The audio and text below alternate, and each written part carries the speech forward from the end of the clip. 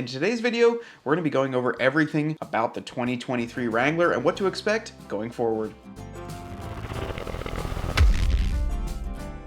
Alright guys, now that we've spent about 2 hours setting up my little downstairs area where I already had my desk, but we just put a little bit more of a backdrop to it to make it look cooler. We're planning on doing some more videos inside the house like this, especially when it gets rainy out, when it gets snowy out. We just want to talk Jeep and talk about anything that you have questions about. So let us know how we should decorate this room, because whatever you guys want to see on the wall, if you guys want to see certain things, let me know. But in today's video, I wanted to go over Jeep news. So right off the cuff, I was reading a lot of my commenters, and I kept seeing one in particular that the diesel is going away for the 2023 model year. Now, it seems like that's true. I was on Stellantis social media and even their media website, and it looks like the last edition of the diesel, or I'm not sure if they're going to still let the regular diesels be built too, but the Rubicon EcoDiesel is going to be the far out edition. So I really like the way that they're doing that. The far out edition is much like the way out, and they had a far out edition. What you're going to see with that is a graphics kit, some certain packages that come standard with it, as well as just knowing that that's going to be the last version of the diesel. Now, fortunately enough for me, I was lucky enough to own one in 2021. I had a Rubicon EcoDiesel in Sarge Green that you might have seen in some previous videos on some other channels, but I love that Jeep. The diesel made a ton of power, and honestly, it was just so cool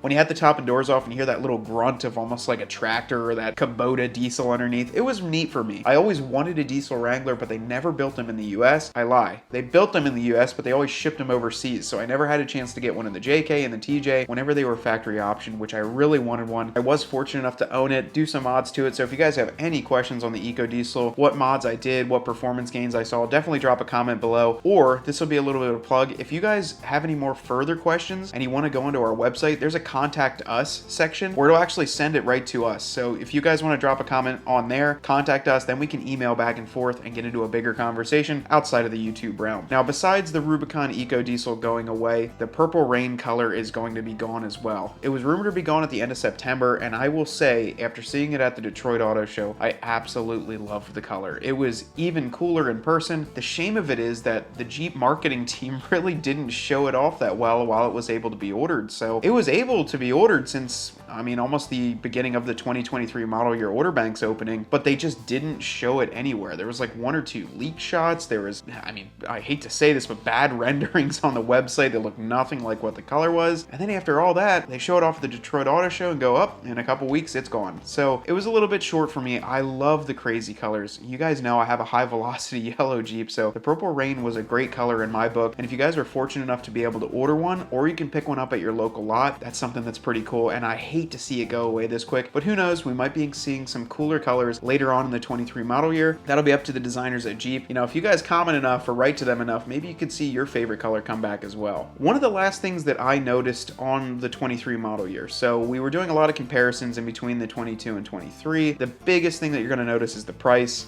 The smallest thing is the little Wrangler flag decal on the side. Besides those two, those were two of the biggest differences, and I used the word biggest kind of lightly because they were really tiny differences between the 22 and the 23. One that I did notice at the Detroit Auto Show and seeing some 23s come in was one change on the inside. Now, it's kind of hard to see, and at first I thought it was a factory error on one of our 392s. It was the removal of one of the adjustable dials on the left-hand side. So if you guys know where your headlight controls are, normally if you have a Rubicon or a higher trim Jeep, you have two dials there. Now, if you guys are familiar, those two knobs, what they did was control the interior ambient lighting, which was your floor cup holder lighting, and then the other one did your dash lighting, as well as if you pushed it up high enough, it would control your interior lights, so it would turn on your roll bar lights and then also maximize all the brightness. Now, I noticed on 392, it only had one of those wheels, so it only had one wheel on there, and at first I thought, oh my gosh, we just found a factory error, because there are some of those out there. Let's be honest, it's bound to happen when building a vehicle of this nature. But as I looked around at more 23s, I was shocked to notice that that's what comes standard now. So when you roll up and down on that dial, it adjusts all the brightness. So if you want your ambient lighting up, yep, your dash light's going up too. If you want your ambient lighting down, your dash lights are going down as well. This one I'm a little bit confused by. I'm not confused when it comes to a manufacturing side, because of course it's cheaper to produce one of these products than to produce a few of the different part numbers. The thing I'm confused by is sometimes I like my ambient lighting all the way up, my floor lights, my cup holder lights, but then I like the dash mesh a little bit darker. So I did like that adjustability. Now for some of you, that's going to be a huge deal. For me, it's kind of a medium deal for me. It's not like I don't really care, but it's not the end of the world. So I would say the changeover to that was a little bit odd for me, especially when you do see a price increase. The removal of a feature that was already on, it's kind of a no-no in my book, and you might not notice it if this is your first Wrangler having one, but if you're coming from a 21 or even as early as an 18, you're going to notice that difference, so it's something you guys should be aware of.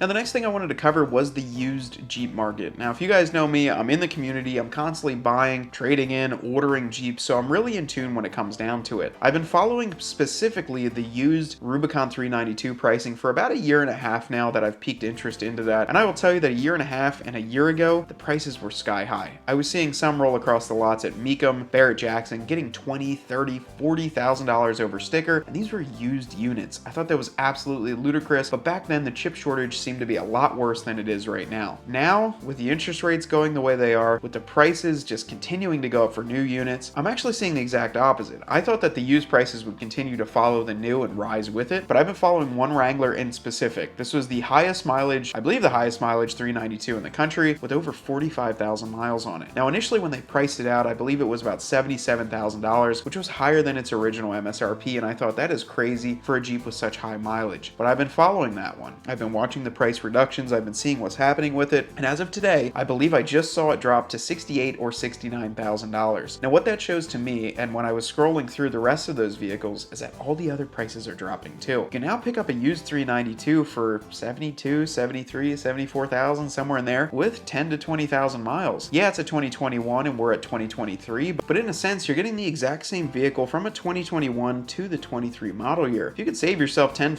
$15,000 and pick up a used one that you're still able to get an extended factory warranty on, what's cool to me is that these are starting to become more affordable for people. So I know the interest rate is a little bit higher, but if you've been saving for one and want to save yourself a decent amount of money, that's the way to do it. If you want any help while looking at a used 392, I personally can't be there unless you want to pay for a flight and have me come out to California and hang out with you. And if you don't want to do that, you can check out my tips on how to buy a used JL. Now, while they're not as old as some of those original JLs, there's still some great tips in there on some things to check out when looking at even a used 392 and might be helpful for you. The last thing that we're holding out for, and the last thing I wanted to mention, is that 20th anniversary Rubicon 392. That has been something we've been holding out for the longest time. I used to talk about this to some people at my last job and just kind of it was so hard to keep holding up hope for this because I think it is such a perfect marketing way for Jeep to give a great cool package on some 37s and then maybe give it that 20th anniversary vibe with the red interior, give some crazy cool colors, and if you guys do Inca Gold, I will tell you I'll be the first one on the order list to place one. It's making me a little bit more curious lately though. Towards the end of me ordering Jeeps, I did notice that Jeep was allowing me to add the 488 gear option on some of the Xtreme Recons. That wasn't on the 392, it was the standard engine or the 3.6. However, the addition of a 488 gear ratio kind of seems like they're getting ready for a larger tire. That larger tire could be a 37-inch. I'm not trying to lead you guys on and keep you hoping for it, but come on, Jeep. I really want you to release that 20th anniversary, and I know a lot of my viewers and fans on this channel want to see it as well. Overall, this is a fun video. So I know this isn't the typical go out there, do the DIY mods, rip apart a Jeep, or go wheeling, but some of these are nice just to slow down, catch up on the Jeep news, and honestly, just sit here and chill out with me. I'm probably going to grab a beer after this and just hang out here at the house. We like to do these just to keep you up to date. If you guys like this style and enjoy this style of content, definitely let me know in the comments below. If you guys follow along, I appreciate all the love and support of my last video or one of the most recent ones on the next chapter. That was so humbling for me to read those, go through all those comments, and just see all those fans and people that I've been talking to for years really come out and just be supportive of this channel. Now, you guys don't have to do anything further besides maybe like, subscribe, and drop a comment. I love when you guys comment back because I like to read them and comment back to you guys. The next plan that we have, I'm glad you stayed till the end of the video. We want to drop some merch as well. So let me know in the comments what kind of merch you want to see, whether it's t-shirts, hats, patches like this to put on your rig. Let me know in the comments so I can kind of figure out what we need to order and then get you guys some good pricing on that and some great quality gear. But it's something we want to do because honestly, we want to rep more than just a shop shirt, and we want to throw some decals on our personal rigs, and I'm sure some of you guys do at home. At the end of the day, guys, thank you for all the overwhelming support. I'm super glad to be a part of this community, and until next time, my name is Matt with Dirt Road Cred. Get out there and earn yours.